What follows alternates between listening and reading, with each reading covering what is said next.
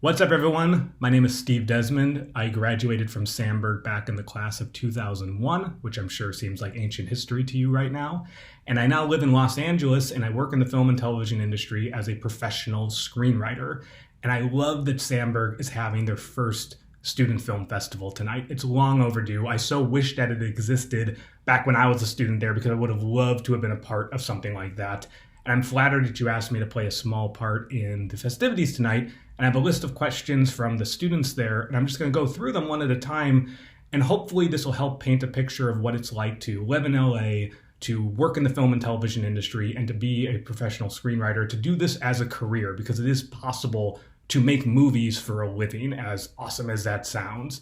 So the first question is, did you go to college for film-related stuff? And I did. After I finished Sandberg, I moved out to LA. I was 18 years old, and I went to college at the University of Southern California, USC, and I was in their film school. I majored in film and television production. It was an awesome experience. Spent college years making short films with other, passionate, aspiring filmmakers, and just had a blast. And the next question is, how was your experience with that? And do you think it was key to your success now? And that's a good question, because unlike other careers, you don't have to go to film school to work in the film industry. You don't have to have a screenwriting degree or a film production degree. It's not the same as becoming a doctor or an attorney or an accountant or basically any a number of other careers. What I loved about film school is it allowed you to constantly make short films and write screenplays, and to learn how to collaborate with so many other students, because filmmaking is really a team sport. It's not something you do by yourself, at least not when you progress, into the industry. You have to learn to work with other people, and you have to build those relationships and those friendships and that camaraderie. And film school was great for that. And it allowed you to make mistakes, to learn, to grow. So it was integral to my success. At the same time, there are plenty of very successful writers, directors, producers who never went to film school. They went to college and majored in something else, but it's not essential. But for me, I loved it and I would recommend it. Do you have to be in LA to get a job or be successful? A few years ago, I would say almost certainly yes. But in today's world, with the prevalence of Zoom and virtual meetings, it's not quite as essential to live in LA as it used to be.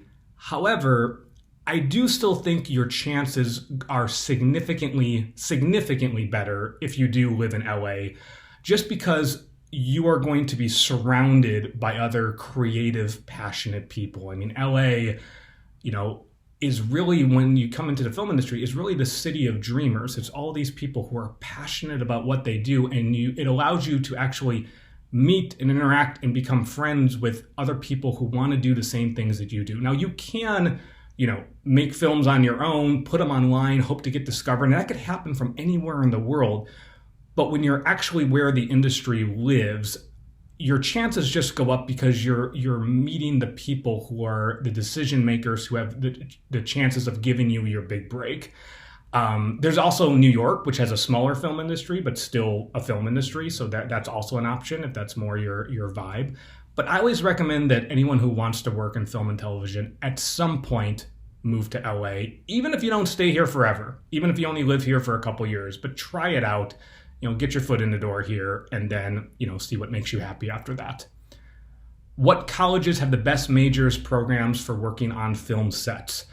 Okay, so this is just my own knowledge. I would, double check this online with whatever. There might be some programs I'm not thinking of, but USC, where I went, has an incredible film program. There's rarely a year that goes by where a USC alumni is not up for an Academy Award.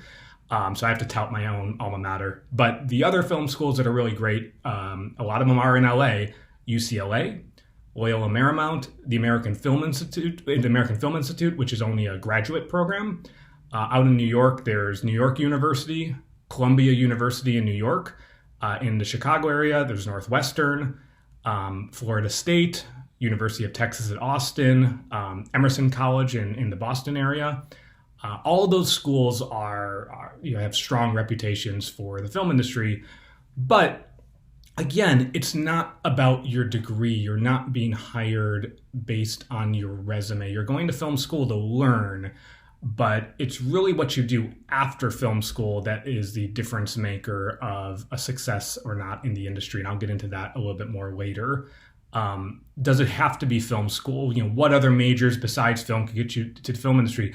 No, it doesn't have to be film school. Again, there are plenty of very famous writers, directors, producers who never went to film school. I think there's something to be said about majoring in something else as an undergrad and then going to film school for your master's later. But it's also totally up to you. Other programs, you could major in English Lit or history or theater. If you want to work more on the business side of the industry, you could get some kind of business degree, psychology. It's really what I would look at as for your college years to go into the film industry is not just to, if you're serious about this, is not just to learn about writing stories and making movies, but to amass as much knowledge and experiences as you possibly can. And something like some kind of liberal arts degree will help you do that, where you're reading and watching the great works of yesteryear to help, and hopefully studying abroad and just meeting new people, and just help to build up your own life experience to give you stuff to tell stories about. How is the work-life balance as a screenwriter? Okay, your generation is so much better than mine is, and I really mean that. I didn't know what work-life balance was when I was finishing high school. It's the honest truth. And the other honest truth is the work-life balance as a screenwriter when you're starting out is, if you want work-life balance, I wouldn't recommend going into the film industry just because it's hard. It's awesome, but it's hard, okay? And it's hard especially right when you finish college, because you very rarely are people coming out of college and getting a job at exactly what they want to do in film, right? You're not getting a medical degree and starting to practice medicine. With the film degree, you can only get a pretty low-level job at a company, and what it really is, if you want to work as a writer, for instance, you're working a day job or a night job to pay the bills, pay your rent, and you are writing your own scripts on your own at night, early mornings, over the weekends. It's kind of like having two different jobs for a long time. It's a job you do to pay the bills, and then it's building the career you actually want. Now, if you're lucky enough to have that break, to be able to do it for a living, to make money as a writer, then it is much easier to have a work-life balance. Like, I've been lucky enough to have been to 14 countries in the last couple years. I just took a 3-week vacation. I don't have a boss. I don't have to request time off or amass vacation hours or sick days. You have deadlines, but you set your own schedule, and you can kind of live your life and your career however you want once you cross that hurdle, right? And it took me quite a few years of struggle where I was working multiple jobs while writing on my own until I was able to do this. So what I would say for work-life balance, there's not a lot of it in the early years after college, but there is a light at the end of the tunnel, and you get to really carve your own schedule and live your own life once you start to be able to do it for a living. Let's see, what's my favorite thing about being a screenwriter? It's kind of crazy that I get paid to use my imagination. That's still kind of wild to me. I wake up in the morning and I tell stories and, work with companies to help bring movies to life. And I've been lucky enough to work on some pretty cool ones. So I just love a career that is creative, that's unpredictable, that's never boring, that's always changing. I love that. My least favorite part of being a screenwriter is that the way the movie industry works right now is you've got these it's kind of always been a conflict between arts, entertainment, and business. And those kind of all amass together. And the business side of it can be a struggle at times. The movie studios are big multinational corporations, and there is a kind of a penchant for safe bets right now. That's why you're seeing a lot of remakes and sequels and reboots.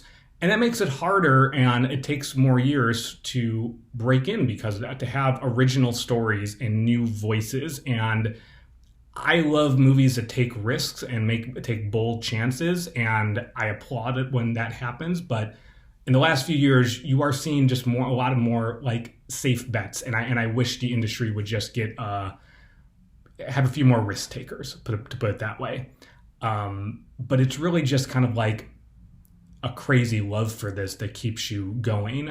In terms of my favorite project that I've worked on, I mean, Knock at the Cabin was a blast to work on, but the favorite project is something that hasn't been made yet. I wrote a lot of scripts after college, and just like, no one was reading them. And I kept trying to chase trends. This kind of movie was kind of popular, so I tried to write something like that. And eventually, I wrote something with my writing partner that was just unabashedly us, right? It just was exactly the kind of movie we wanted to see. It was the 17th screenplay that we wrote together, but it was probably the first one that felt like something that we just genuinely loved and would want to see, just because it's the kind of movie I loved, right? And that was the script, like just believing in yourself and doing what you loved and staying true to yourself. That script sold to Warner Brothers and is in development there, and allowed me to quit my day jobs and do this for a living. And I've been able to do it for a living ever since. And it was really just kind of a testament to believing in yourself and trusting yourself and telling the stories that you want to tell, not the stories that you think other people want you to tell. What's the best way to break into the industry? The best way to get good jobs to lead to becoming successful on a film set. There's no one way to break into the industry. If you were to ask 100 people, you get 100 different answers. What I would say is, if you want to go into this industry, you've got to be fueled by this love. And I mean this love for making movies, because it's hard. It is a struggle. I'm not going to lie to you, but it's so worth it. It is so worth it. But it's that love for storytelling. And beyond that, a genuine desire to get better at what you do, to improve with not only every draft, but every project that is essential to be successful out here.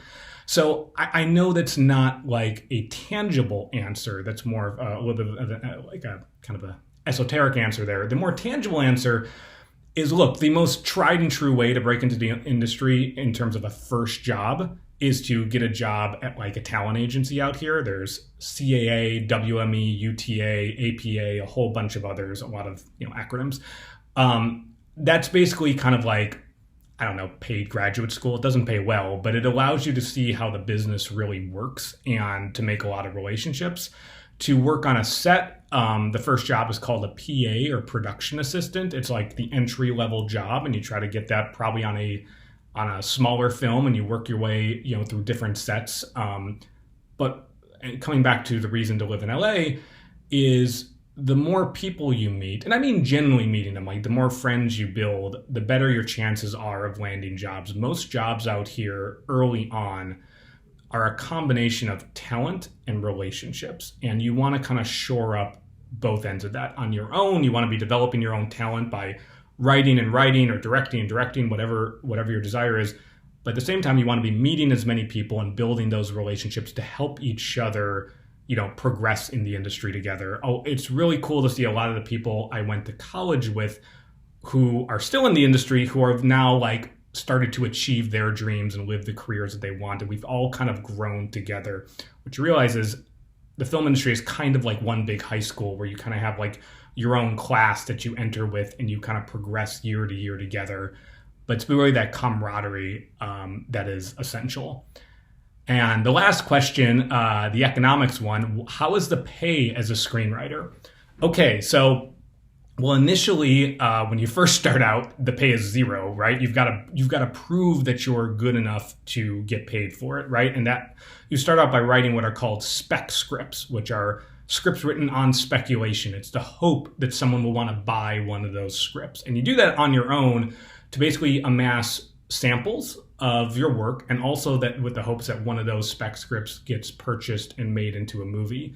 Now, if you start getting paid for it, there is a union for writers called the Writers Guild of America, and which I'm a proud member of, and the minimum pay for a feature film screenplay is around $100,000. That's about $100,000 for, you get paid as a screenwriter per draft, right? You're not getting paid, a yearly salary. You get paid per draft of a script.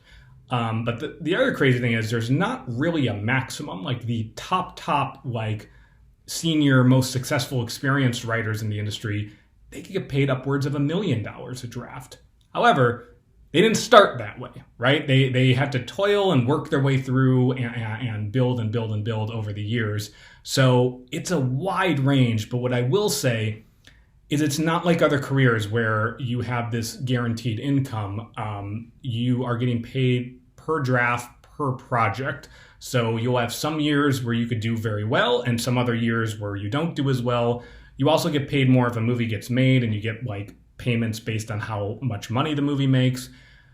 All that's to say is that it's an unpredictable, wild career, and it's really something you want to go into if you just really love it. You know, you've got to be able to take that risk and jump into something that is not a sure thing, that is not a guarantee, that is not just based around a degree. I'm sure all the parents in the room love hearing this, but I'm glad I did it. It took a while, but I wouldn't change any of it. And I'd say where you are right now at Sandberg, the best thing you could do is keep making movies. Make movies for joy, make movies for fun, make movies to learn, make movies to try new things, to experiment, and watch as many movies and TV shows as you can. Not just the new stuff, which is, there's great new stuff, but watch the old stuff. And I don't just mean like movies from like the 90s. I mean like, you know, make sure you've seen all the real classics of cinema, right? Like look at the AFI Top 100 Movies list. Look at all the Academy Award winners and nominees from years past. You want to amass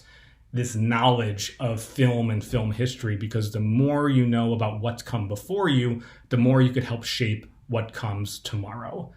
So I hope that was helpful. I love that you're having this festival. I hope you all have a great time tonight, and thank you for letting me be a part of it. Signing off here, and enjoy the rest of your night.